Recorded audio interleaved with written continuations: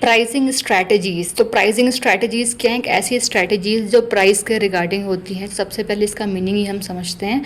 So the pricing strategy refers to the method used by a business to set the price of its products और services. के pricing strategies क्या हैं? एक ऐसे methods हैं जो कि यूज़ करती है एक कंपनी जिससे कि वो सेट कर सके अपने जो प्रोडक्ट हैं और सर्विसेज हैं उनके प्राइस को, कि जो उनके प्रोडक्ट और सर्विसेज हैं उनका प्राइस क्या होगा। ठीक है, so these are the strategies जो कि प्राइस से हमारी रिलेटेड होती हैं। So the first strategy related price is cost based pricing. एक ऐसी स्ट्रैटेजी जो कॉस्ट से रिलेटेड होती है, उस कॉस्ट के बेस पे हम प्राइस को रखते हैं।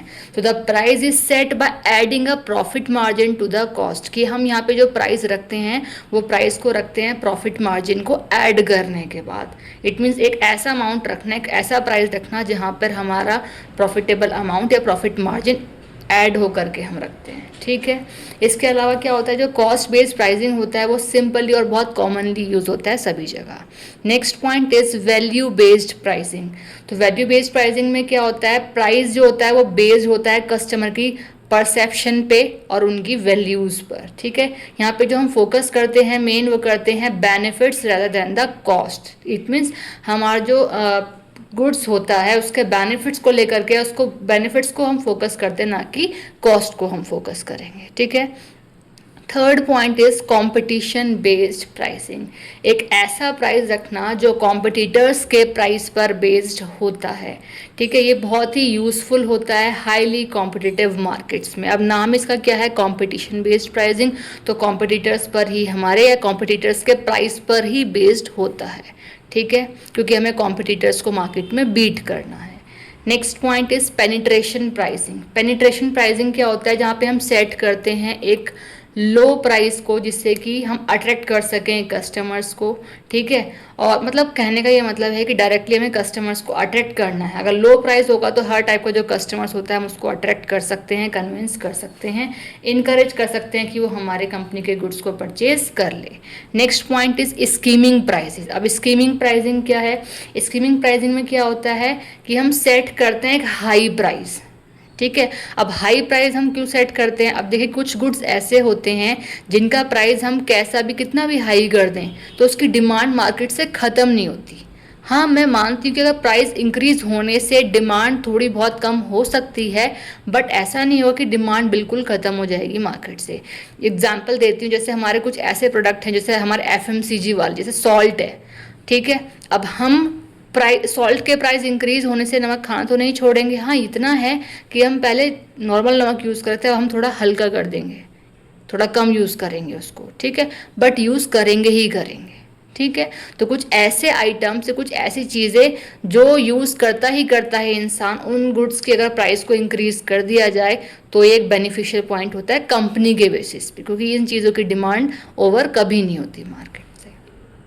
नेक्स्ट इज साइकोलॉजिकल प्राइसिंग, जहाँ पर एक साइकोलॉजी को जज किया जाता है कस्टमर की। एग्जाम्पल मैं आपको देखती हूँ। अच्छा, साइकोलॉजिकल प्राइसिंग हम करते क्यों हैं, जिससे कि हम इन्फ्लुएंस कर सकें कस्टमर की परसेप्शन को। एग्जाम्पल मैं आपको देती हूँ, जैसे हमें करना क्या है, ₹99 इंस्टेड ऑफ ₹100।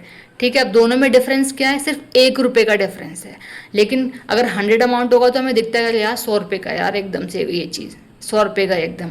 लेकिन उसी चीज़ को हम एकदम क्या लिखते हैं, हम 100 मेंशन ना करके हम ₹99 मेंशन करते हैं, तो हमारे माइंड में क्या रहता है, चलो कोई नहीं 99 की तो है। तो दोनों में डिफरेंस देखिए, और अमाउंट में डिफरेंस कितना है, ओनली ₹1।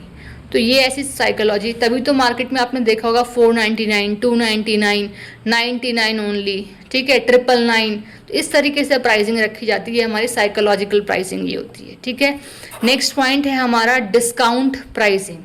ठीक, डिस्काउंट प्राइसिंग हम क्यों रखते हैं, जैसे कि हम कस्टमर्स को डिस्काउंट्स एंड ऑफर्स प्रोवाइड कर सकें, जिससे हमारी जो सेल्स है वो बूस्ट हो। ठीक है, इसीलिए हम डिस्काउंट प्राइसिंग रखते हैं। Next point is premium pricing. अब नाम से समझ में आ रहा है, ऐसी प्राइस जो प्रीमियम है। इट मीन्स हमें क्या करना है, हम गुड्स का प्राइस जो है वो हाई रखते हैं, जिससे कि हाई क्वालिटी वाले और लग्जरी आइटम्स को हम मार्केट में प्रोवाइड कर सकें। मतलब ऐसे प्रोडक्ट प्रोवाइड करना जो आप समझ सकते हैं, जहां जिन प्रोडक्ट की जो प्राइस है वो हाई होगी, लग्जरियस आइटम्स होंगे, तो उनको कहीं ना कहीं एक रिच पर्सन ले पाएगा। मीडियम वाले लेंगे बट बहुत रेयर। ठीक है। Next is dynamic pricing. Dynamic का मतलब होता है चेंजेस, जिसमें चेंजेस आते रहते हैं। तो यहाँ पे डायनेमिक प्राइसिंग में हम क्या होगा, prices changes based on demand, time and market conditions. तो यहाँ जो प्राइस में चेंजेस आएगा, मतलब ऐसा प्राइसिंग जो डायनेमिक है, चेंजेबल है। अब चेंजेस किसके बेसिस पे, डिमांड के बेस पे, टाइम के बेस पे और मार्केट की कंडीशंस के बेस पर। ठीक है। नेक्स्ट और the last strategy is bundle pricing. Bundle pricing में क्या है, selling multiple products together at a lower combined price. हमें एक साथ मल्टीपल प्रोडक्ट मार्केट में सेल करने हैं कम से कम और कंबाइंड प्राइस में। ठीक है। तो इस तरीके का एग्जाम्पल मैं आपको लेती हूँ, जैसे स्टेशनरी का कोई सामान है तो आप सिंगल सिंगल प्रोडक्ट ना लेकर के एक साथ जो पूरा कंबाइंड प्रोडक्ट आता है पूरा, जैसे कि एक पूरा पाउच आ गया, उस पाउच में हमारी सारी चीज़ें, तो थोड़ा वो उसकी जो प्राइस होगी वो कम होगी, इंस्टेड ऑफ कि आप हर एक प्रोडक्ट को सिंगली परचेज करेंगे। ठीक है। तो ये हमारा हो गया बंडल प्राइसिंग। ऐसे ही मार्केट में और सारी चीज़ें भी आती हैं जो कि पूरे बंडल में होती है। नाम से समझ में आ रहा है जो चीज़ें बंडल्स में हैं। ठीक है। तो so these are the pricing strategies. I hope आपको सारी स्ट्रैटेजीज क्लियर हो गई होंगी।